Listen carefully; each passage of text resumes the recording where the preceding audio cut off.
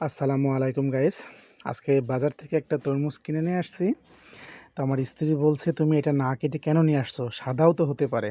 তো আমি কনফিডেন্সের সাথে বললাম যে এটা কখনোই সাদা হবে না, এটা অনেক লাল হবে। এখন কেটে দেখছি আসলেই অনেক লাল হয়েছে। তো আমার স্ত্রী তো অনেক তরমুজ পছন্দ করে। এখন যে পরিমাণ লাল হয়েছে তাতে সে বলছে এটা অনেক সুস্বাদু হবে। আসলে তুমি একটু খাও তো। হ্যাঁ, বিসমিল্লাহ বলে একটু খাও। সুন্দর করে কাটো। হ্যাঁ, খাও। হুম। আমাকে খেয়াল না, করে তুমি দিই। আগে খাও, খেয়ে বলো যে কেমন হয়েছে, তোমার পছন্দ যেহেতু। হ্যাঁ, কেমন হয়েছে?